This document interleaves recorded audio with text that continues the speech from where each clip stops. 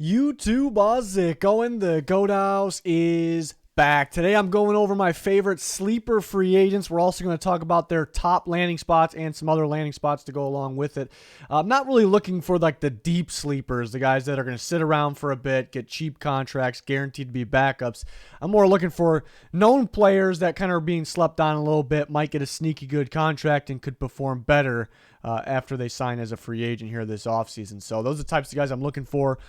Excited to break this down. We have similar videos up on the channel, more to come covering free agency. As free agency is going on, we grade every signing. There'll be a series of videos coming out. Those are some of my favorites. So join us, like, subscribe, turn notifications on. Check out the recent videos. You won't be disappointed. Follow us on Twitter for live news, rumors, updates. Got breaking news during free agency on there. Link pinned in the comments for that, as well as our Discord, which you can join, and our sponsors, GLD Shop. They have NFL chains like the Chiefs one I'm wearing right now, Liquid IV, Walk the Mock. We have codes for all those sites. Again, there's links pinned in the comments. Twitter subscribers get some bonus content, including top 50 free agents with landing spots. But the first guy I want to talk about is Taylor Rapp, the safety from the LA Rams, coming off of his rookie contract. I was a huge fan of Rapp out of Washington, and I thought he'd be a little bit better. Than he's been solid here and there, made some plays for the Rams. I thought he'd be a little bit better, but he's only coming off that rookie contract. He kind of can still hit that stride and get to where we thought he can be. So kind of a do-it-all safety. We've seen him play free and strong. Like him a little bit better at strong safety. But, you know, kind of going to a team that has a little bit of a split safety look at times, and being able to move around Rapp is also, I think, a big benefit there. If you want to bring him up in the box, if you want to, mix up your coverages a little bit, that'd be perfect. I think the Rams could bring him back. So I have them as a top landing spot because they have quite a few free agents at the position, and they just need some guys there as well. So maybe they bring in even cheaper guys. They probably can get Rapp back for a decent deal. So it's a decent option there. The Packers are set to lose Adrian Amos unless they re-sign him.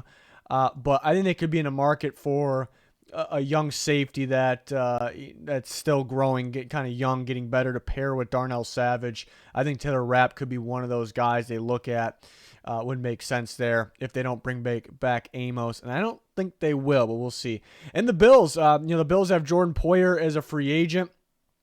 And there was talks about them extending him, and it seemed like they didn't want to do that. They could still re-sign him, but maybe looking for a cheaper and younger option. And I think that'd be a good pairing with Micah Hyde. So the Bills really stood out to me. Rapp only 25 this upcoming year. That's big time too. Some other fits, the Bengals, if they lose Von Bell. I also like Von Bell for the Packers. So that happen to be, two guys I think the Packers could look at to replace Amos that kind of better fits what they're trying to do. Steelers, a possibility. Terrell Edmonds, a free agent. And the Browns could be looking for another safety. They can move around a bit. But I really like those top three landing spots there. Rams, Packers, and Bills for an underrated sleeper free agent that is going to continue to get better.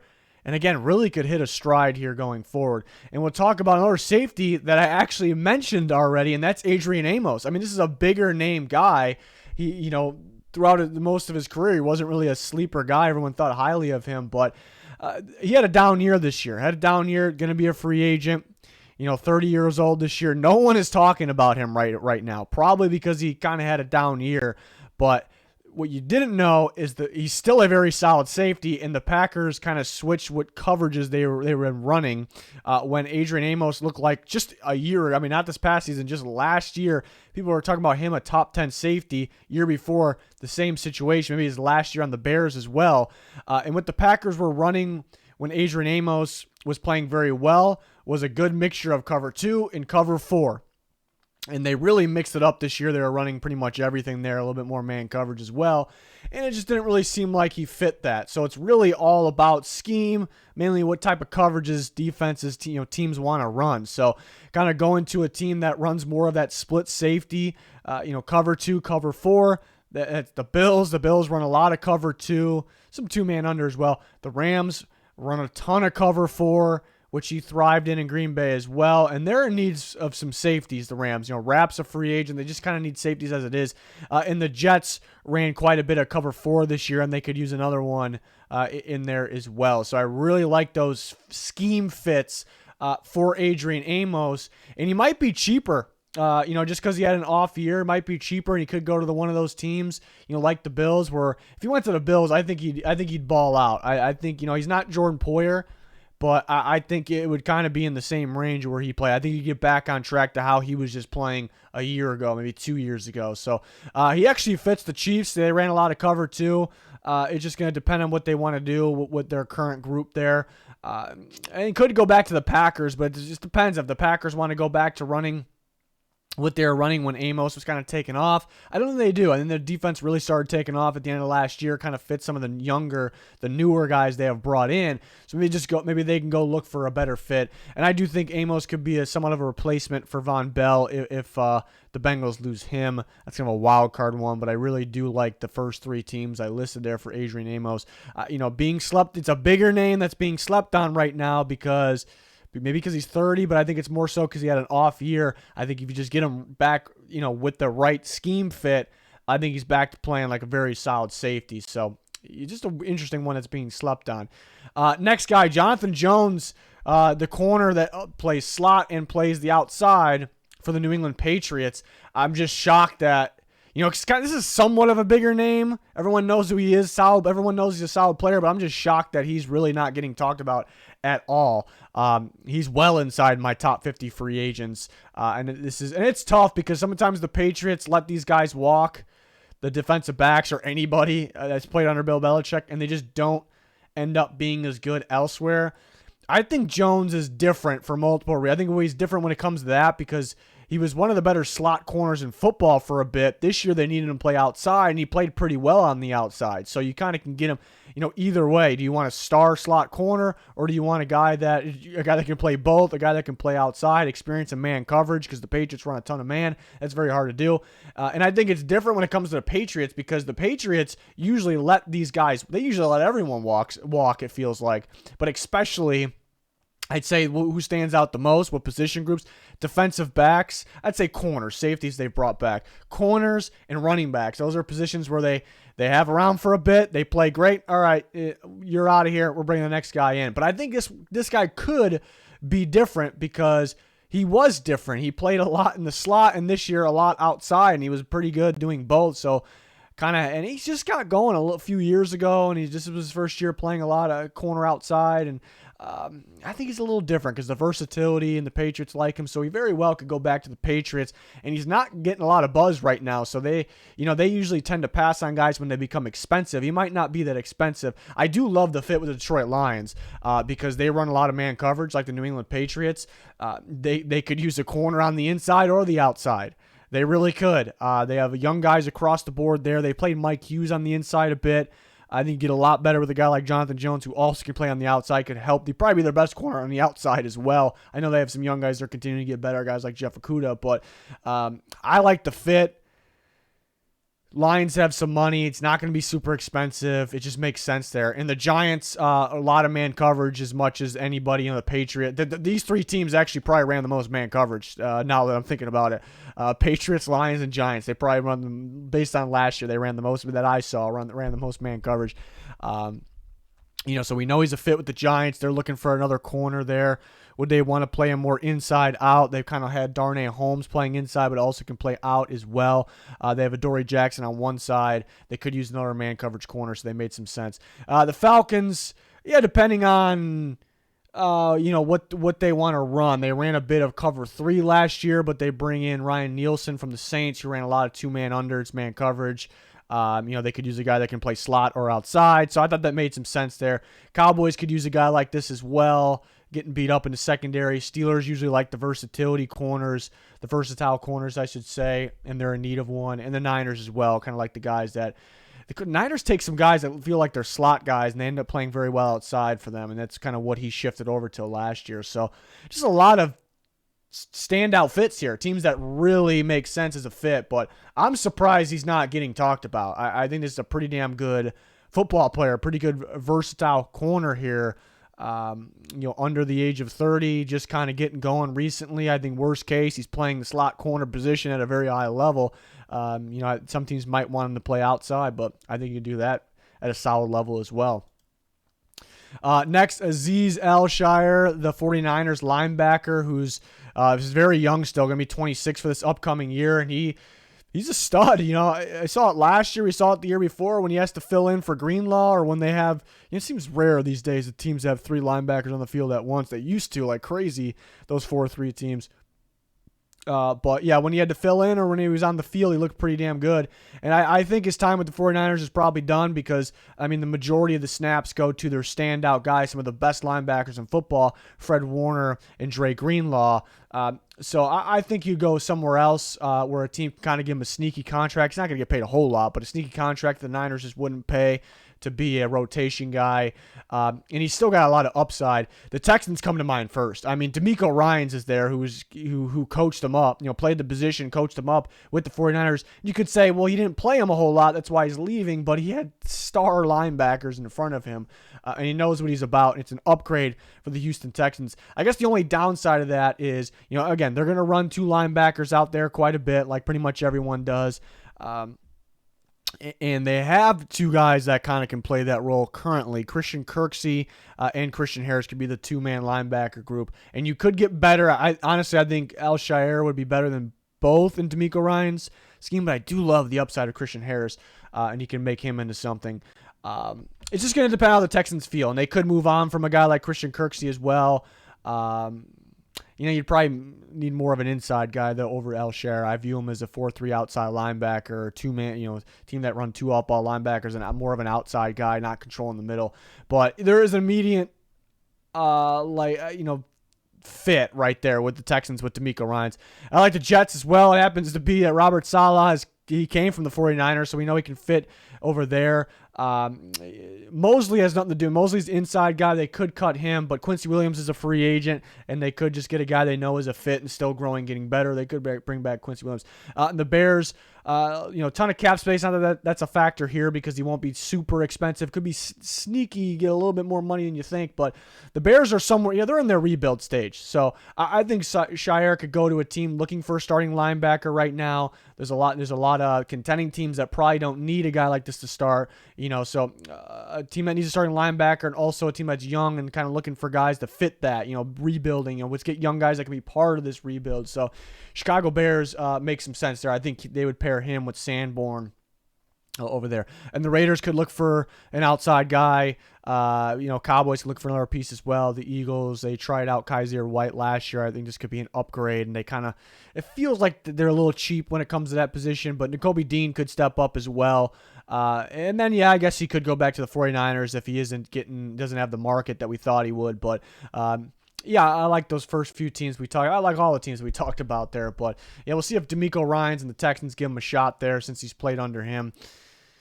Next, Nate Davis, a guard from the Tennessee Titans, only 26 years old for this year. He's been a solid guard, especially right when he came in to Tennessee. Very good run blocker. Seen him open up holes for Derrick Henry. And I actually don't have the Titans as one of the top landing spots. One of their reporters, Jim White, which there's some teams that have 0 reporters that I fully trust. Some teams have 1, and some teams have a couple, but I do like Jim White with the Tennessee Titans. He seems to believe that the Titans, he's going to be surprised if the Titans get Nate Davis back. So that kind of surprises me a little bit, but I also could see that because another team could just spend a little bit more. The Cardinals need 2 guards and a center. They need interior offensive linemen pretty badly, but they do need a guard. They have Monty Ossenfort now as their new GM. He actually is coming from Tennessee. They have a little bit of money to spend. They want to keep Kyler Murray protected. He was getting instantly pressure from what's the quickest trip to the quarterback? The interior, instantly pressure from the interior. That was a problem. So it makes sense for Nate Davis to go there and start at most likely the right guard position. And same with the Commanders. Trey Turner seemed like a 1-year thing. They definitely need another guard in there. I think could be a good fit. Eric Bieniemy coming in there. He saw the importance when the Chiefs didn't have that greatest offensive line, but they went out and got better. On the interior offensive line.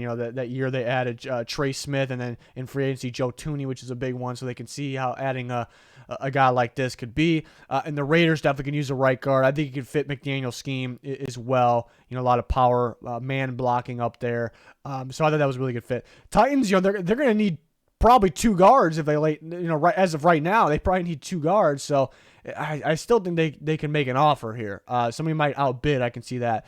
The Bills definitely could use a guard or 2. And they brought in Saffold last year from the Titans, and here you got a younger version here. They could be interested for that reason. Colts could use a right guard for sure. Could he be flipping over to a rival? Bucks and Rams were teams that didn't contend like we thought they would this year, and a lot of it is due because of the blocking, the interior offensive line. So those are teams that also could be on the lookout for guys like this. But yeah, I think fit wise, like on the field, like plug in and play. I look at, besides the Titans, because we played there, I look at the Commanders and the Raiders, actually. The Cardinals might have the biggest need in all of football at the position, and they have a former staff member of the Titans in there, so that's why they really stood out. So really like those options there for Nate Davis, a guy that the guard class for free agency is really not that good, but I think it's kind of highlighted right now by Sumalo, but I think more people need to be talking about a guy like Nate Davis. So we'll see. He could be a guy that gets a little bit more money than you think as well. I'm actually planning on making a similar video with guys that are going to get more money, they're going to get paid more than you think. So it's kind of, they're maybe a sleeper in a way. So it's going to be just like this with some different players. We'll have a guard on that one as well. Just love this time of year with this type of stuff. Greg Gaines, we already talked about a LA Ram defender in Taylor Rapp. We'll talk about another one in Greg Gaines, who's been a very solid young nose tackle, going to be 27 for this year. Really stood out these last couple years. We know he does a good job stopping and run. That's what he's there for. That's what the nose tackle's there for. But I think he's been doing a good job getting interior pressure.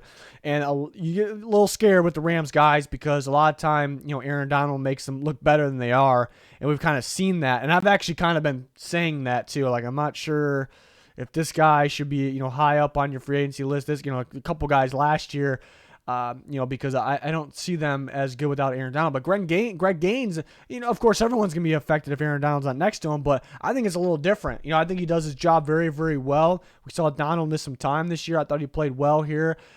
He's only getting better. It feels like he's kind of adding that interior pressure, in the passing game to his game. I think the Rams would like him back. I think he's an important piece to them, and they drafted him. They had him around for a reason.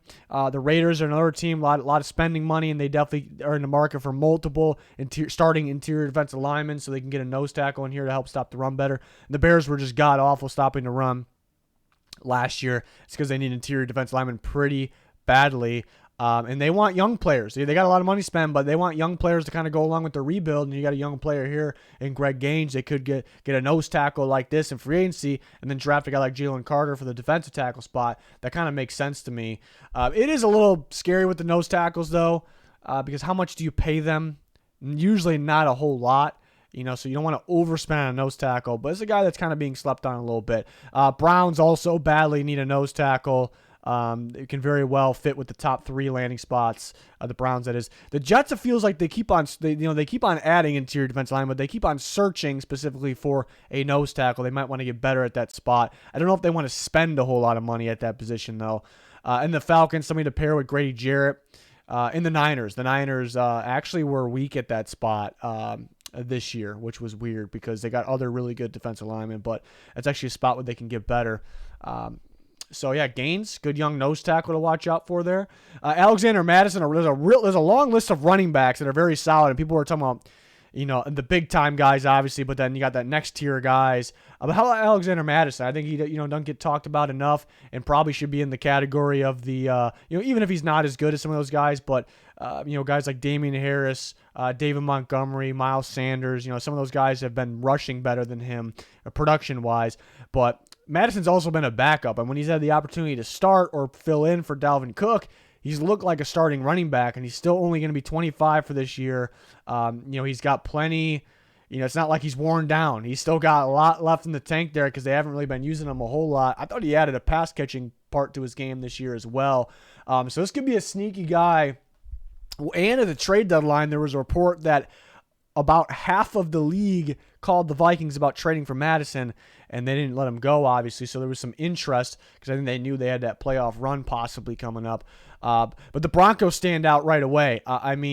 Javonte Williams is a stud. I think he has the potential of being maybe the best running back in football. I believe that. I was very high on him for since college. But he had that gruesome injury, and he's going to miss some time. That is actually a report that happened to come out yesterday, which I kind of knew he'd miss some time still, that he could miss even maybe more time than even I thought. So they're going to need another, starting running back or that caliber type back.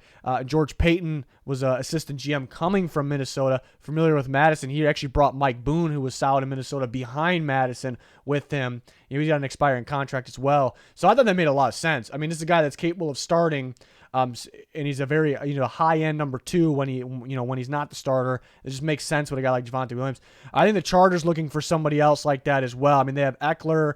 Dynamic, fantastic running back. Mainly you get him going outside. Not going to really, run inside a whole bunch during a game. That's kind of the problem why they didn't do that enough. The Chargers, that is. So getting another guy like that to kind of just split time with Eckler, a guy that can run inside, I think could fit Kellen Moore's offense there. In the Browns, they have Kareem Hunt, who's a free agent. It sure sounds like he's going elsewhere. And Dearness Johnson's a free agent as well. And Kevin Stefanski, the Browns head coach coming from Minnesota, runs that same scheme where Madison, had success in for a bit, familiar with it, with him, his game. So I thought that made sense with him and Nick Chubb over there, which you kind of, you don't want Nick Chubb to get carried away with the carries too, because he did have some durability concerns in the past. So I want a high-end number 2 here. Could very well go back to the Vikings. I guess they didn't trade him when they had a bunch of offers at the deadline for a reason. The Saints could be looking for a guy, situation with Kamara off the field. So kind of a guy that could start in case you need him to and split with a guy like Kamara. The Bears looking possibly for another running back. Just depends on if they want to go big spenders at this position or maybe a cheaper option like Madison. And the Rams could use another guy and definitely could fit that scheme over there. But the Broncos probably made the most sense to me there. So, a guy that I could see, if given the opportunity, signing somewhat cheap, but then being kind of a breakout starter for a team. Because he's talented, he has that experience, but at the same time, he's fresh. He's fresh. So I like him as a sleeper. I like the running back group especially. But at the same time, I'm not a huge fan of paying, even if they're good, paying running backs a lot of money. So that's kind of good news for a guy like Madison, because there's going to be a bunch of teams out there like, right when free agency opens, Barkley, how much you want? You want that much? It's too much. Jacobs, how much do you want? If they're available, because Jacobs probably gets the tag. But you get my point. Pollard, he might get the tag as well. Even like guys like Sanders, Montgomery might be asking too much. Like, all right, we need to get that running back. We need to secure him right now. Madison, just as good as some of those other options I just named. He's a lot cheaper. Let's sign him right away. So that's why it could be good for a guy like him and those types of running backs there. Next, David Onyemata. This was kind of a bigger name that, kind of like Adrian Amos, like it's a well-known name. He's been a really good player in the past, but just not getting talked. He's kind of being slept on for some reason as a free agent. 30 years old. I don't really view that as old. I've been a dominant defensive tackle at times. This year started a little slow. The Saints defense in general started a little slow this year and was injured, but he was sneaky productive at about 5 sacks. Last year, he started the year with a suspension, so, don't really get to start the year. But he's had some year, even in games throughout these last 2 years, he's had some dominant moments, really good run stuffer, good at getting interior pressure. This is a better free agent than where they're not talking about him, really. I like the Lions a lot. They have plenty of young studs on their team. They need a veteran option. They actually just released Michael Brockers, who was the kind of their veteran option who's completely declined. So get that veteran guy in there to help where they need help big time is in the interior. And Aaron Glenn is there, coming from the Saints, is the defensive coordinator of the Detroit Lions, came from the Saints a couple years ago. So the Lions make a lot of sense to me for David Onyemata. And the Saints value him very much, so they can definitely look to get him back. And the Raiders, a team that needs probably multiple starters interior defensive line, and they're probably going to try to win right now, so they could be looking for a veteran piece like this. The Browns, Niners, and Broncos. The Broncos don't really need him that badly. They got Sean Payton there. He's familiar with him, so I thought that was kind of a wild card team. But the Browns, Niners, just like the other teams, could use that interior defensive lineman. Marcus Peters, another one, age 30. This is a big name. I thought he had an off year when he played. And just not getting talked about. I think there's a lot of people out there just kind of assumed he's kind of declining or maybe washed up. I don't think that's the case. Again, he didn't have the best year. The Ravens were changing their defense a little bit. They were trying to shift some things over. They were kind of all man coverage before, trying to add some more zone into that. So I do like him. And usually when corners get older, it's harder for them to play man coverage because it's really just about speed and quickness, keeping up with that, man to man, keeping up with that receiver. But Peters, I still think he's got more in the tank. I think he could go to that man coverage team. I also think, cover two. Teams, you want to almost run it like man coverage when you play cover two, get a press man corner, make them think you're running man. So I think he could kind of go to a team that runs a bit of that. But I like the Giants because they run man coverage. They're looking for a corner, but Don Martindale, the former Ravens defensive coordinator, coach Marcus Peters there for a few years, is defense coordinator for the Giants. So that made a ton of sense. I can see the Patriots. The Patriots are probably in need of a corner. I don't think Peters would be super expensive, so they can add a veteran corner they know can play man coverage there. The Raiders looking for man corners as well. They were pretty weak at that position this year. Have some money to spend as well. And there's some other teams in there, some man coverage teams. You could go back to the Ravens. I'm not really counting on it. But yeah, you see the list of other teams that play man. But then you got the Bills who run a lot of cover two. Like I said, I can see them kind of going to a cover two team. They played some 2-man under. It's a good mixture, running 2-man under and cover two, because then teams can't really tell, are they in zone or man, because they look pretty damn similar. So I think that could be a pretty good fit. But the Bills very well could just go with Tre'Davious White and Kyer Elam. So I'm talking about moving Benford to safety. I don't know about that, but yeah, Peter's a big name. I think people are starting to think he's kind of getting to that washed up state. I don't think so. I think we need to stop sleeping on him as a free agent here. And then one more, it is a corner. It's Byron Murphy. It's definitely a younger one, one that I think has his best ball ahead of him here. And I like that he has experience playing in the slot and playing outside. Only going to be 25 for this year. Cardinals switched the staff up, but they very well could bring him back. They have some money to spend. They need corners as it is, so they can bring him back. I like the Lions as well. Team that can use a corner, and again, he can help them on the inside and out. It's kind of the same for the Vikings. They need corners pretty bad over there, and they can use his versatility as well. Falcons, kind of the similar situation there. They have a stud in A.J. Terrell, but definitely can use another one. Like to fit with the Jaguars. I think they'll like his versatility.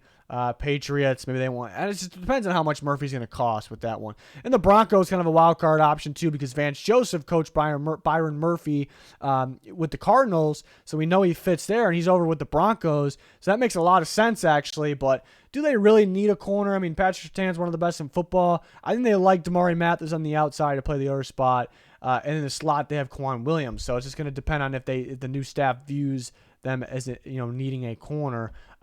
If they think they do, they'll be going out for like Murphy because he fits Vance Joseph's defense there. But yeah, kind of a sleeper one because his upside is still ahead of him.